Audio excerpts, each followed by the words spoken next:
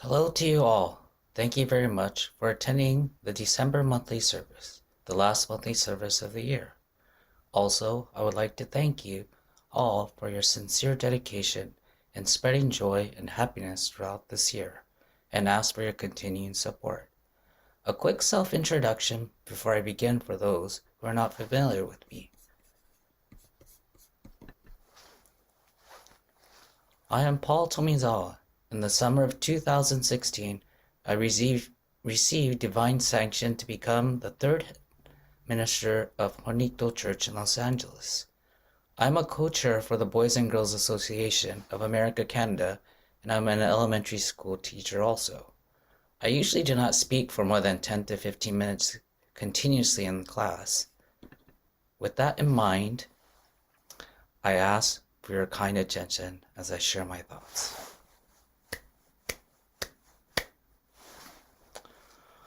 Around this time of the month, or maybe sometimes earlier, my mom looks at the calendar and reminds me how fast the days and weeks of the month have passed, and it will be soon to flip the calendar to the next month, or in this case, a whole new year.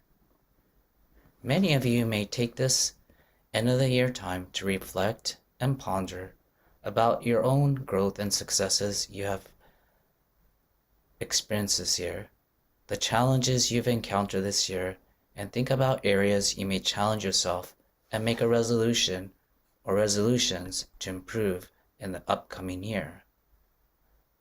This time last year, God the Parent guided my family through a knot that changed our family. My wife and I decided to end our marriage, and she subsequently returned to Japan alone. This was a wake-up call for me to truly reflect and ponder about my use of the mind, my attitude, and that I needed to make changes and steps to improve myself for the sake of my relationship with my daughter going forward. In Song 7, verse 6, we sing, "Never hasten so thoughtlessly, ponder over it from your innermost heart." God the Parent encourages us to reflect and ponder through various means to assist us in bettering ourselves so that we can live up to our original causality of living a life of joy. To be frank, my heart was broken and it still hurts. However, when I witness my daughter's growth each day, I'm reminded and encouraged that life does go on, and I'm blessed and comforted with God's parental love. I have my faith to lean on when obstacles arise, and many people who are supportive. During that time in December, my daughter and I lived 5 minutes from the church. Before the separation, I was able to commute daily for the morning cleanup and perform the morning service before going home to work because she had her mom to take care of her. However, with the absence of any supervision, I had to choose to wake her up early and take her with me to the morning clean up and morning service. Luckily, before I needed to make a decision, my mother offered for that month to perform the service on my behalf and instructed me to perform the service at home together with my daughter. I was relieved and truly grateful to my mother. As a result, I was able to take a step back and reflect on how blessed I was to have a supportive mother who looked for the well-being of me and her granddaughter. During this time, school was still online, so I was able to teach my class and work from home. And my daughter was able to attend class via Zoom. I was truly grateful my daughter had a caring teacher she could relate to through the screen, and most days we can eat lunch together and catch up on whatever happened that morning. Our nights were dedicated to watching YouTube videos on a Korean boy band called BTS. One night, she introduced me to a video clip of them performing one of their concerts at Wembley Stadium in England. The clip showed all 7 members reacting emotionally, sobbing in joy to their fans singing along to one of their songs. Mind you, this is Wembley, probably a majority English-speaking crowd singing the band song in Korean.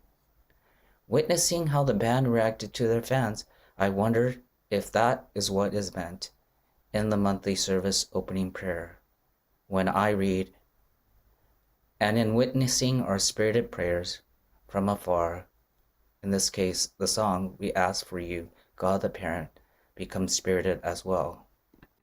After watching various clips, it was evident how deep a connection, a tight bond they shared with each of their fans. I was impressed by the depth and the deep level of unity of hearts and minds. More importantly, the clips showed how grateful and appreciative the band was and is for all the support they get from their fans. At that moment, I realized that was what I lacked and was the root of the cause for the knot. I truly was not able to express how grateful and appreciative I was and took many things for granted.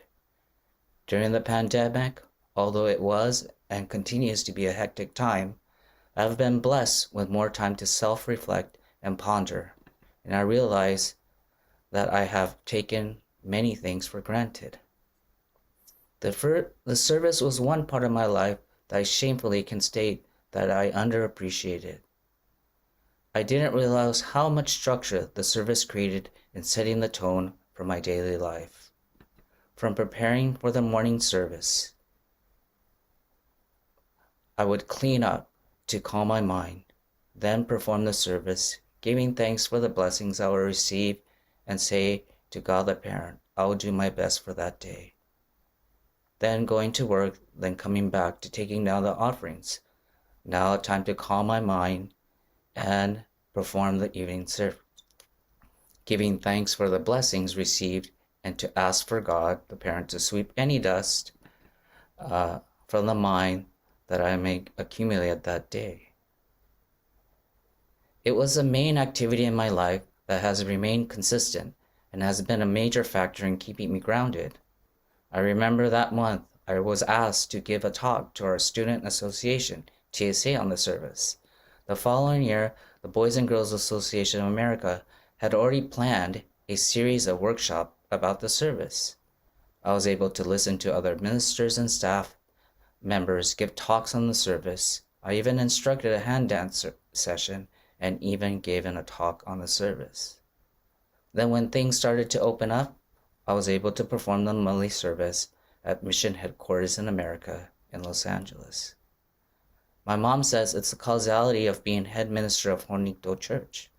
I was told the first head minister, Hisao Okuda of our church, never missed a service, morning, evening, monthly service. Likewise, my father, the second head minister, always emphasized performing the service, and now me. My mom would tell me that, growing up, I would make it a point to make it home before service. This structure made my life more simple and helped me understand how much more I needed to appreciate the service and the blessings of God the Parent. There was so much more the service was giving to me than I can repay.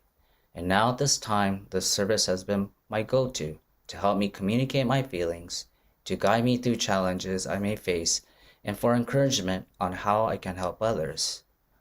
I've had challenges building relationship. My latest divorce is an example of that. I read a book in class.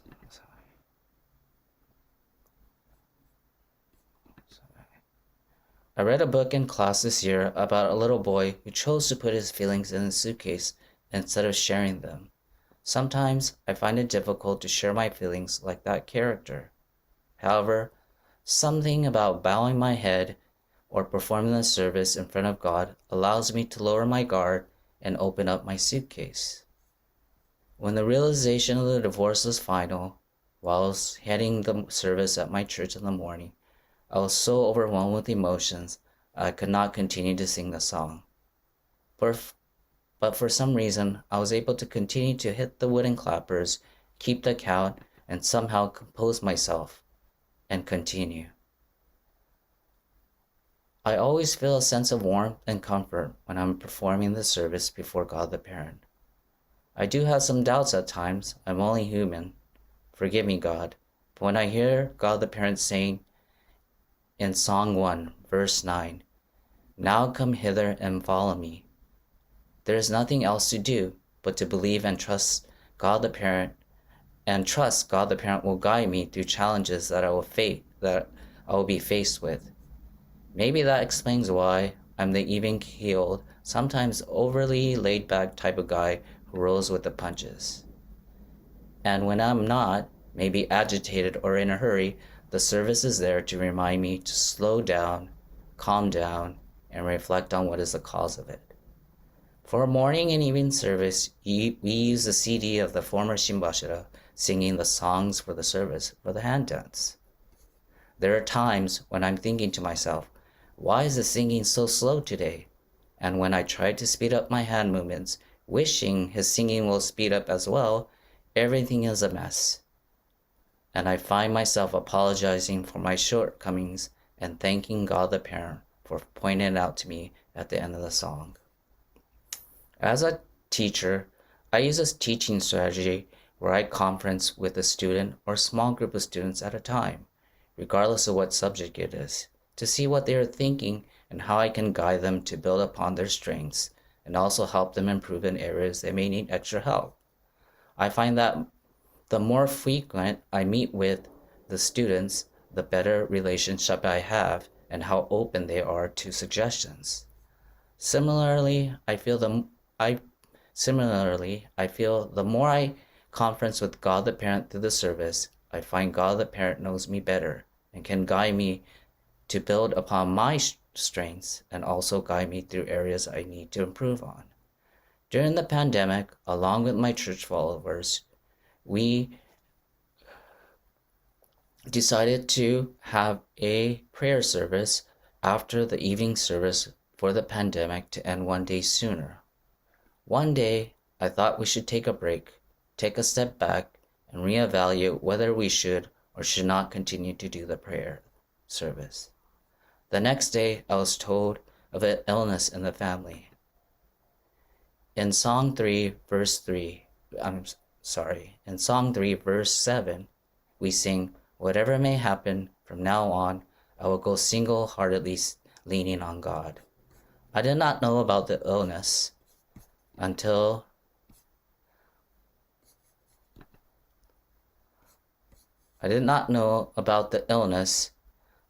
that day, but I felt God the Parent, knowing me, wanted me to reflect on my role as a head minister and wanted me to think about what it would mean to my followers if I took away their opportunity to pray and build their own relationships with God the Parent.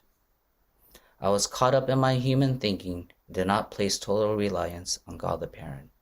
Again, I could only apologize for my self-centered thoughts and thank God the Parent for the guidance. How mysterious God the Parent is aware of all things. I'm sure God the Parent wanted us to perform the service the way it was intended, in person during the pandemic. However, due to the restrictions in place, we were unable to gather to perform the service as intended.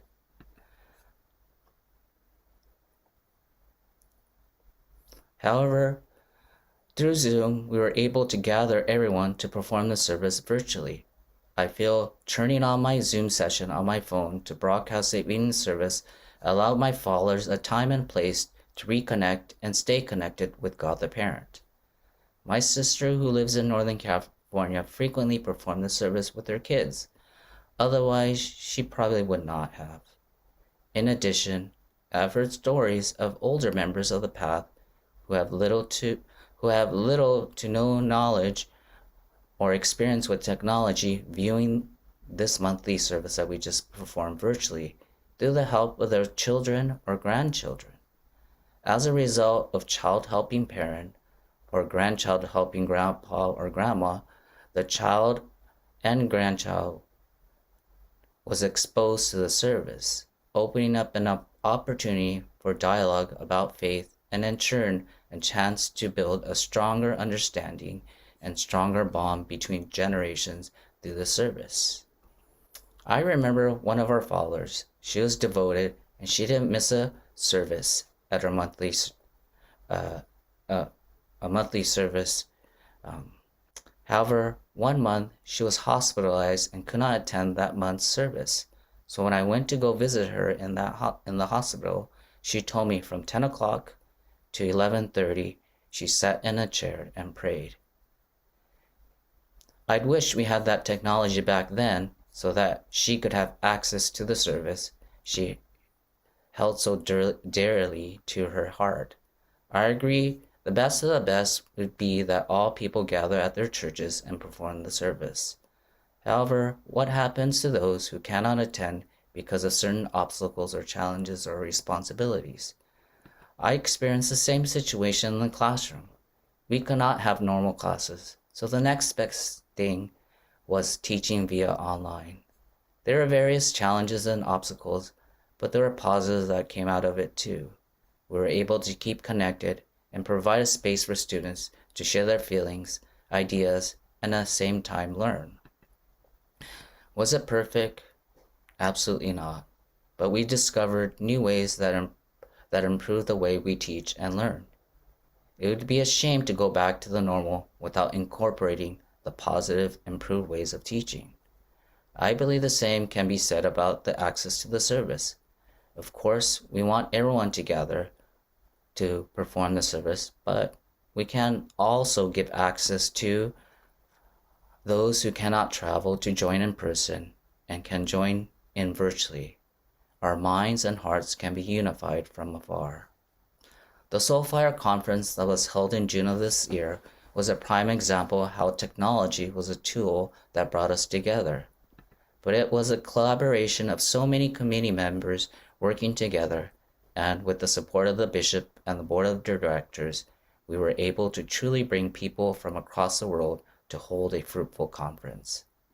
As a member of the planning committee, I felt blessed to work along so many dedicated members of our church to create a program that allowed people to rekindle their faith, reconnect with people, and come away from the conference with pride in their faith and a sense of encouragement to go forth and spread joy. Due to the cooperation of so many people and because of the unity in mind and heart, we were able to hold a successful conference. Please stay tuned for more info to come because we would all like to meet together in person in Palm Springs in 2023.